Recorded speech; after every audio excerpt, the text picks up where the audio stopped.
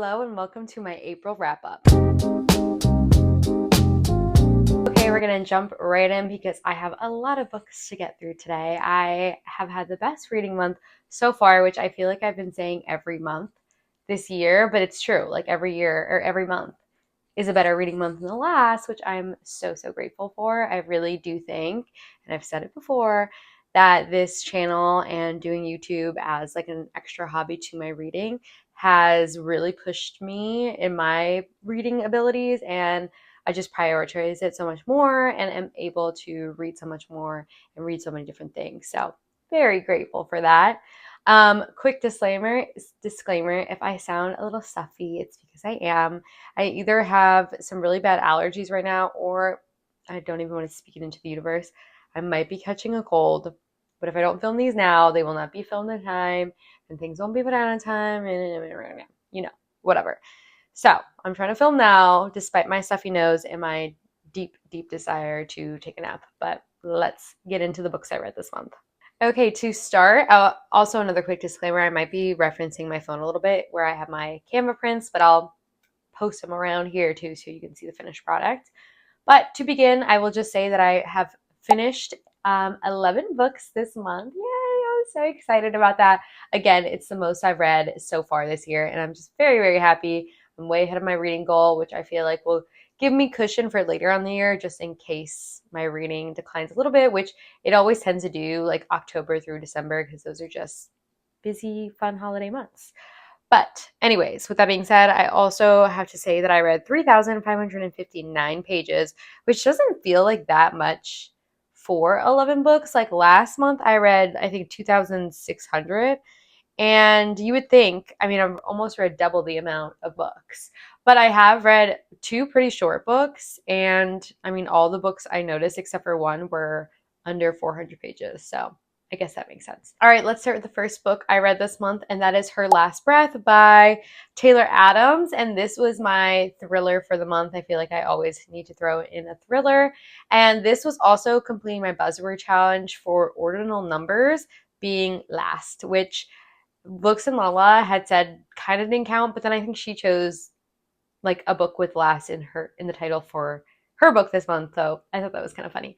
But this is a thriller about two girls who lead pretty different lives. One is a travel influencer who has millions of followers, is getting brand sponsorship, that is her livelihood, and she leaves what seems like a very extravagant, crazy lifestyle, whatever, versus her childhood best friend who kind of manages the socials on the back end a little bit, but otherwise is, I think, studying to be a lawyer and is just kind of living just a more normal life. And the traveler friend finally convinces her non-traveler friend to go spelunking / caving with her. And while they're in there, a mysterious man shows up where he's not supposed to be, and he knows maybe one of the girls, and then only one girl comes out of the cave. So it was a pretty good thriller. I think I gave this 3 stars, and it was good. I feel like I really love a thriller that has or any book, but thrillers and horrors specifically, an unconventional setting, because I feel like you can you're not expecting as much as if it was just like a traditional thriller in a house, or like, I don't know, where are other thrillers on a beach? I don't know. Like the setting change makes it a little bit more unpredictable. And I did like this, but it just wasn't my favorite. It wasn't like totally a standout. I feel like I did definitely guess, although I will say I had a few guesses throughout, so I can't fully say that I got the person. But I don't know, that I feel like it was really good, and then the last half started to like wane a little bit, and then I just wasn't as interested when there was like the big reveal, I guess. It was fine. It was pretty good. My one big quip I will say about the thriller was that there's 2 characters who were involved and kept using pet names. Oh, and I hated the pet name. It was Baby Girl, which that's giving Morgan or Derek Morgan from Colonel Mines, if you know, which really, like, that's all I can imagine when he said it. It was driving me crazy, and they said it so seriously. Oh my God, it was so annoying. And yeah, I feel like, oh, and here's my other gripe. There was a detective in the story who I feel like as a character was just not my favorite. She just seemed like they really try to be selling the fact that she was like an older woman, and so they're like she is like losing her like mental capabilities and is going to be kicked off the force and blah blah blah. It's like she seemed fine. She seemed totally fine. And it was just weird that was like it was kind of a big storyline where I'm like I don't care about that. Like and I guess it kind of played in a little bit towards the end, but like it didn't need to. So I don't know. 3 stars. I would read maybe something else from this author, and I did like again the setting was definitely unique. I liked the relationship between the two main girls because it was very interesting. Next is How to Kill a Guy in 10 Dates, and I loved this book. This is by Shaylee Thompson, and I just loved this book. I think because it was a perfect accumulation of the things I love the most, which is horror and romance. It is about a woman, Jamie. Yeah, it is about a woman, Jamie. Is that her name or is that her friend's name? I believe her name is Jamie, and she goes to a speed dating event where she has to go on 10 dates. But halfway through the event, her date is murdered right in front of her, and now they are all stuck in the same building with a killer and are trying to survive the night while also trying to find out who did it. And I really loved this because one, it was again in kind of an unconventional setting in the sense that it was a speed dating event. And also there was a lot of what's it called? Horror movie references. Some that I like didn't even catch till later. Like it took me halfway through the book to realize that almost every single character had either a horror name, like character name, or like a director who does horror. So for instance, the main love interest, his name was Wes, which Wes Craven is a horror director, and then his last name was Carpenter, like John Carpenter. Her name was Jamie Prescott, like Sidney Prescott from Scream. Also, I think Jamie, is that maybe from Halloween? Is her name Jamie? I don't know. But I liked that, although at times it did get a little bit overbearing, especially because they are in this life or death situation, and she just kept referencing like movie things. I'm like, at some point, I feel like I would give up the like horror movie mindset and be like, oh, I'm actually might die today, so let me lock in. But listen, it was still enjoyable and fun. I really liked the romance between the two main characters. I know some other people were like, it is literally like I said, a life or death situation, and they're kind of hooking up and being a little silly at times. But I think that what the book was telling us, I mean, I ate it up. I believed it because they kept saying like when you're in this high tension environment, the sexual tension kind of goes up as well. And I believe it. I don't know. If I was locked in a building with a hot man who was trying to protect me from a serial killer, I think I would want to kiss him too. Sorry. But yes, I really liked this. And again, I feel like it's continuing my discovery and love for cozy is not the right word, but almost like romantic horror.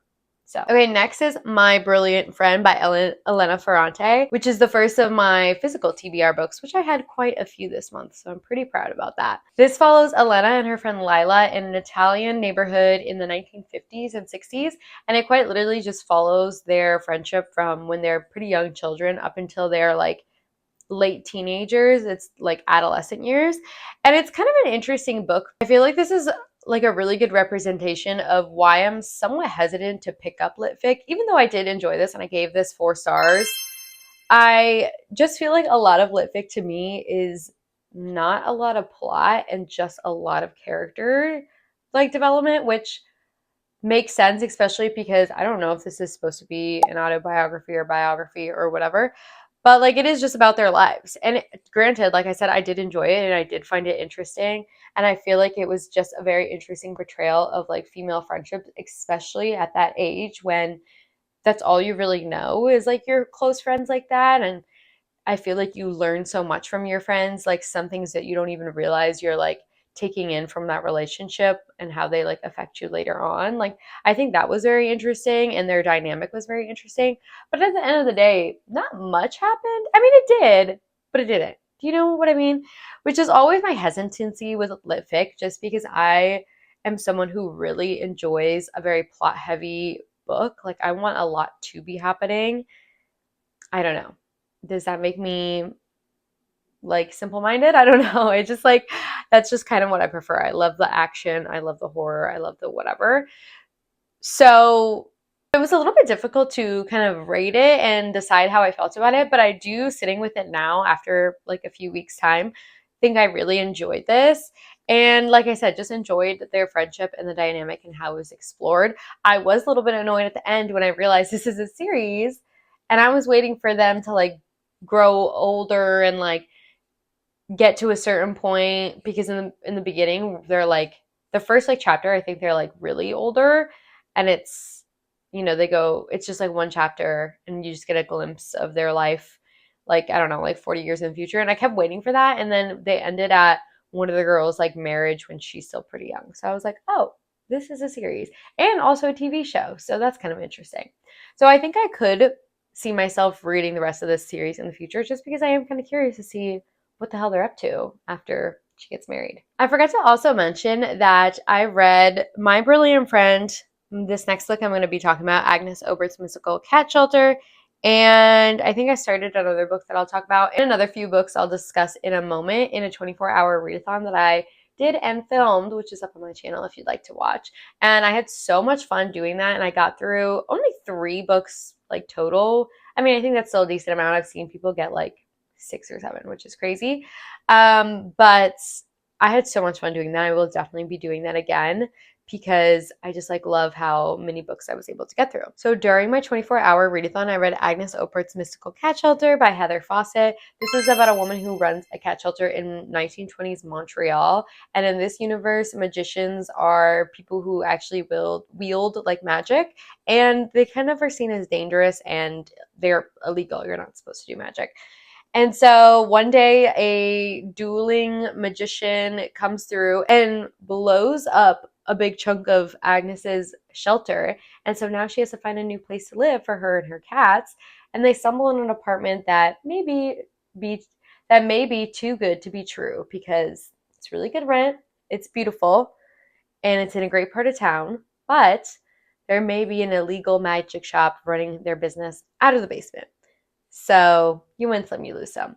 This is really fun. It was just a cozy fantasy that had all of the best elements, I think, of a cozy fantasy. A sweet romance, yummy, delicious, magical baked goods that only came out of the oven at midnight, which is perfect sweet treat time, and cats.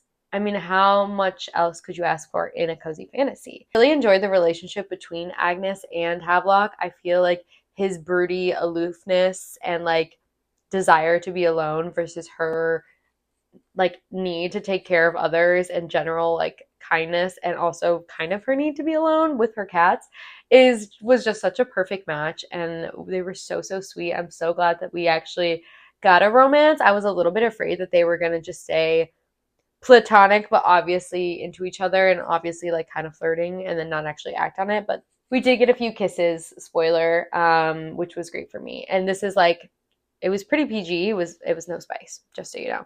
But yeah, I really enjoyed this. I also really enjoy a main character who is not super magical or powerful and is kind of just living this mundane life with all these magical things happening. I feel like that really added to the cozy element, and I feel like made it so I could really like picture myself in this setting. I'm like, I too could walk around and save cats and put them in my magical cat shelter and hang out with my magician boyfriend in the basement. I don't know. I loved it. Next, I have Forget Me Not by Julie Soto. This was another 5-star read for me, and I am absolutely obsessed with this book. It was so good. This is a spicy romance, and it is about a woman, Amma, who runs a wedding planning company, and her ex-boyfriend, Elliot, who runs a flower shop, who does a lot of florals and like whatever for weddings. And we follow them as they are reuniting for the first time in, I think, at least a year, maybe 2 years, after they break up and go full no contact, because Emma has been asked to do this huge wedding. It's going to be great for her business. She was still a smaller business, and then this is going to bring her kind of into the spotlight, but they are specifically requesting Elliot as their flower person for the wedding. And so they have to talk to each other after not talking to each other for like 2 years. And obviously there's tons of tension. There's tons of feelings. There's tons of things left to be said. You also follow a dual POV with Elliot 3 years in the past when they had just met and are starting to get together and seeing their romance kind of blossom. So, needless to say, this is the best little romance ever. It was so cute. The yearning was crazy. Again, this is another book with like kind of a broody, aloof character almost. But then when you went, like he was a little bit almost like grumpy and like you almost came off as mean at times. But then when we got his POV, I'm like, oh, okay, you're just like a little bit anxious and awkward, and that's why you act like that. And then it made me like him so much more because I feel like I could feel for him and like I could then see the moments through Emma's eyes where like he might be coming off a little bit grumpier, but I'm like, oh, but actually, I think this is what he's thinking based off his POVs. It was so cute. I loved how protective he was of her. It was so sweet. I loved how she was just like such a girl boss running her little wedding planning business and that he supported her through everything. Like literally would tell her, "Hey, this person that you used to work with that you look up to is using you and doing dirty by you." And she like couldn't see that. And the fact that he pointed it out and like made it so she knew that she did not need that person and like was so much better off on her own. Ah! Yeah. Love a supportive man. Yeah. I love this. I talked about this again a little bit in my 24-hour readathon. I finished it in that one and I just loved it. Please read it. Just read it right now. You know a book is good when I was ready to change careers for the book. I was like, I need to become a wedding planner. I should be doing that. And TBD. Who knows? Okay, next book I have is Bat Eater and Other Names for Cora Zhang by Kylie Lee Baker, which, hello, name twin. And I started listening to this on audiobook during my 24-hour readathon because I had finished my other audiobook and I needed one quick. So I'm very glad I started this. This is a horror book about Cora, whose sister is hate crimed and murdered and called a Bat Eater during the 2020 COVID times. They're both Chinese women. And then Cora becomes a crime scene cleanup person who notices a pattern of East Asian women being murdered and bats being left at the crime scene. So this was such a unique like premise, and it was so interesting to read a book from 2020, like pandemic times, where like I'm obviously so aware of what that was like. Like it's weird to read about a global happening that I actually lived through. Do you know what I mean? Like that was interesting and I wasn't sure how I was going to feel about it, but very well done. Very, made sense for the story obviously. And yeah, this was really good.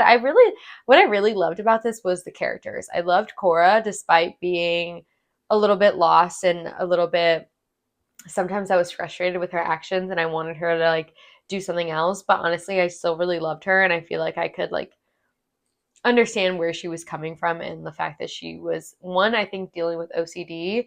I don't know if that was explicitly said in the book, but like I'm pretty sure is what they were saying. And also like her grief and like her feelings of not really like feeling at place. And I really loved just her two friends too, who were her coworkers as well. I really liked their friendship dynamic and thought it was very sweet, especially because I wanted Cora to like have people or like have people rally around her. I feel like she really needed that. So that was like really sweet to see. The horror was also so good. It actually takes place during what they call is the Ghost Festival, I believe, which I think is like a Chinese tradition of like remembering the dead. And if you don't like do certain things, the dead will kind of come back hungry as hungry ghosts, and will feed. So that was like such an interesting concept. I loved seeing it. And they took it so much further than I thought they were going to. Also, at first, I thought this was going to be more of a revenge, like murder thriller, like plot. I think I was thinking of The Eyes Are the Best Part, which has like the murder thriller revenge plot, I think. And so when this went a little bit more supernatural, I was like taken a little bit off guard, but I really, really loved it. I feel like they did it so well. I feel like I could visualize this so well as a movie. It just was very like descriptive. Like there was a scene where one of the ghosts has come back and is eating somebody, and I was like, wow, that's so gross, but really awesome. And I can't remember what I gave this. Must be like a 3.5 or a 4 because I did like it, although I don't think it was like my favorite horror ever. Speaking of horror, the next one I have is I Love Horror, and this is an anthology from a bunch of very well-known horror authors.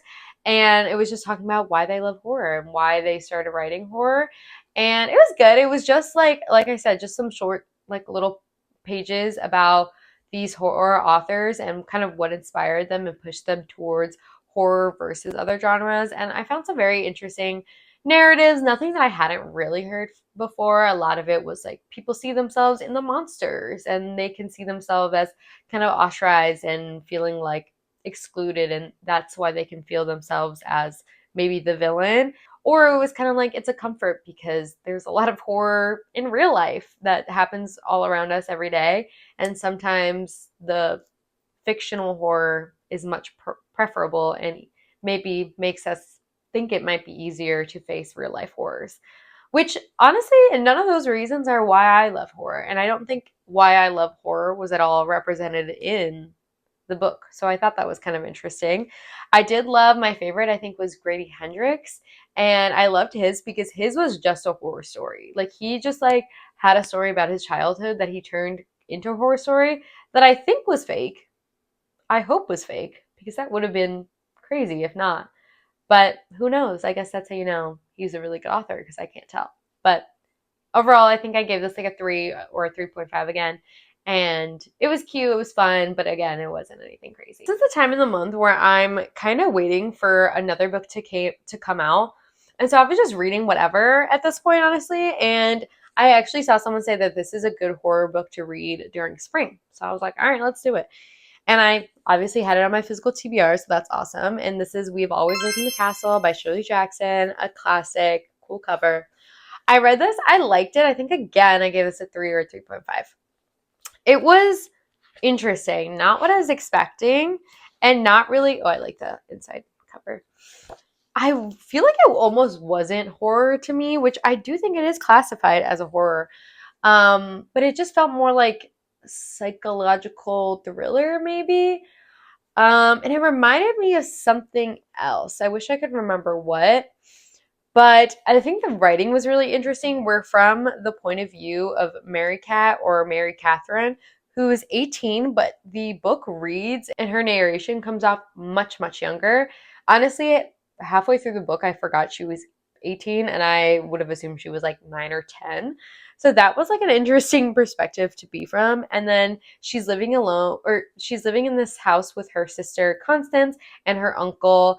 And they've lived in this house their entire lives and it's been in their family for many generations. But recently, her whole family has died after they were poisoned from eating poisoned blackberries. And the police at the time thought it was Constance. She was let go. She was decided not guilty. But the town still holds a grudge and thinks that she was the murderer, the murderess. So it was definitely interesting. I guess I could see how the only other Shirley Jackson I've read is The Lottery, which is a short story. And I could definitely see some similarities, especially with like mob mentality. But yeah, I mean, I liked it. Oh, another reason I really wanted to read it was for the movie. So I will be watching that soon. I have yet to get to that movie, but I thought this was definitely unique and interesting. Again, not a favorite. Another one on my physical TBR is The Spell Shop by Sarah Beth Durst with these pretty purple edges. This was another really cozy fantasy and another one I had just a fun time reading. It was so cute. It was perfect spring vibes. It is about our main character, Keela, who has to, light just died, but I just want to finish this video. So sorry for the change in lighting. So Keela has to leave the city where she lives because of political unrest, and she escapes back to the island where she grew up with her family to this little cottage with her best friend slash assistant who is a sentient spider plant. And there she opens up a magical jam shop. And it's just a really cute story about her kind of finding herself again. I feel like she was a librarian in the city and she kept to herself, and that was what she liked. She kept to herself in her books. And now that she's back on the island, all these people are like interested in talking to her and getting to know her. And there's one particular handsome neighbor who keeps coming over to try to help her with things. And, at first she's very apprehensive, and then she really finds that she likes the community and finds family in these people who are in the village, which I think is just so cute. There's also a conflict that comes up halfway through or a little more, and it was definitely a bigger conflict than I thought was going to be for this book, like definitely higher stakes, which I enjoyed because I feel like some cozy fantasies it's very very low stakes, which is also fine. But I think that the way that it caught me off guard was good because I was even more invested in the story than I think I would have been if it was like something a little bit more low key. So, really enjoyed this. Perfect spring read. Next book I will talk about is The Character by Marcus Cleaver, and this is a book that I had been waiting for all month. I was so excited about it, and it's a horror about a woman who answers a Craigslist ad about taking care of someone, but when she gets there, she finds out it's actually just a house sitting position, which, sounds easy. She's just going to be alone in the woods by herself in this pretty nice house. But then she finds out that there are a lot of things that she must keep up with in order to avoid certain consequences while she's in this house. So I wanted to read this because I read We Used to Live Here by the same author, and I loved it. I thought it was so good. This was also good, but not as good. I think I gave it a 3.5. I loved how unique it was. Again, very unique story. I had never really read anything like that before, and I liked the idea and the concept a lot. She had to maintain these rights, as they were called, or else something really bad was going to happen. And then the rights themselves were just so interesting and weird and like out of the blue kind of that they took me off guard, and I really enjoyed that aspect. I really enjoyed the fact that she, was kind of stuck there even though she wasn't. Like technically she could leave, but then bad things were happen. Technically, she didn't need to take the position, but she had no other choices. I think that sense of not physical isolation, but like mental, I guess, is always like an interesting concept in horror. But my problems were that I wanted the horror to go further. I wanted it to be a little bit scarier and maybe weirder. And I don't think it went there, unfortunately. Also, I was just annoyed with our main character because she kept messing up the rights. And I'm like, girl, oh my God, they're not that difficult. Like, sorry. I know they try to make them difficult, the demons, I think. Because they want you to fail, they want bad things to happen, but like they weren't that difficult. And the guy did them for a long time, like the guy before her. So I'm like, girl, you need to lock in. Because if it were me, I'm doing the rights. I'm doing all those things. All of them. You heard me. All the ones, including the bunny thing, which is sad, but I would do it if it meant that the bad thing that was going to happen didn't happen. Call me crazy, but that kind of pissed me off. So I was a little bit annoyed. Like, she didn't get one right. How's that even possible? Okay, sorry. Doesn't matter. Yes, and I wish they pushed it a little bit more.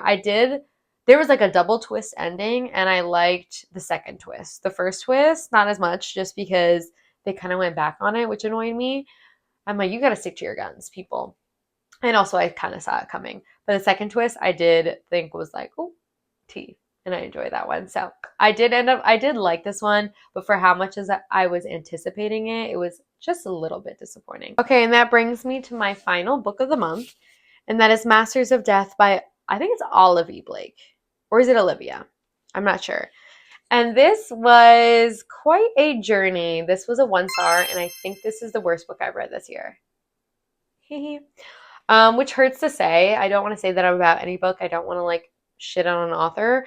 But this was so not for me. It just wasn't well done at all, in my opinion. That's my opinion. It just felt very messy. Let me just tell you, this is about, I actually just have to read the synopsis because I can't. When Viola seeks out Fox to help her with her ghost-infested mansion, he becomes inextricably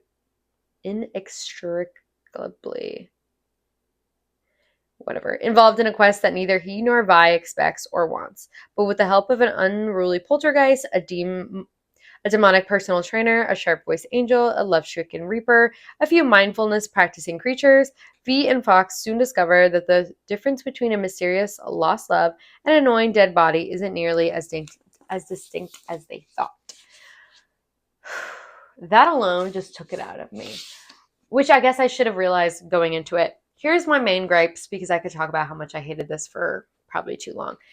The story we started with is not the one we ended with, and I enjoyed the story that we started with more. I thought it was going to be about V, who is a vampire realtor who has to get a poltergeist, ghost, whatever, out of the house she's selling. Really enjoyed that because I thought it was going to be like murder mystery, trying to figure out who did it. Did not end up that at all. It ended up being about Fox, who is a mortal, but the godson of death, so he's kind of able to live for a really long time. And he needs to play the immortal game to beat death, to make sure a demon doesn't take over the world. I don't know. I really don't. I still to this day. Um yeah, first of all, the immortal game situation that was like the whole last half of the book and came in way too late, I think, was so stupid because the only rule that they kept saying was that you couldn't lose, but you could never lose. That was the one rule. But both you and Death, who was always the other player, could win. I'm like, how does that make sense? And then we get there and I'm like, okay, I get it, sort of. It's just dumb. I hated it. My biggest gripe, one of my biggest gripes, because I have multiple, is the dialogue. The dialogue was so bad. It read like a bunch of middle schoolers who like were so like my middle school diary sounds like this. Like so angsty, so many random swears, so many like unfinished ideas and sentences. Like I feel like someone would say something and then another character would respond and I'm like that's not how you would respond. That doesn't make sense. The way you just responded does not make sense. I'm like why would you say that? Oh my God. Ugh, I just was really did not enjoy this, obviously. And also there's another aspect where it just kept jumping around to so many characters. As you might have been able to tell from the intro, there's 7 main characters. 7, and we jump around to all of them. And then there's a few, maybe 3 or 4 non-main characters, like side characters, that we also jump around to quite a bit. And I fucking hated it. Hated it. Hated every minute. The fact that I finished, I feel like I should get some kind of award for enduring the pain that was that book. Which was sad because I actually really liked the original premise. I love the idea of, I love urban fantasy, where like they were all weird mystical creatures, but they lived in Chicago. And I'm like, slay, love that. Everything else, not my cup of tea. That concludes all of the books that I read in April. Like I said, I read 11, which I'm so proud of. I'm very happy. And despite my last book, I had a pretty good reading month with some really fun books and a few 5 stars. So, that's always a win. And I hope that I continue this streak of having really good reading months because they're really fun for me. And I love getting through all the books I possibly can. So thank you for watching, and I'll see you next time.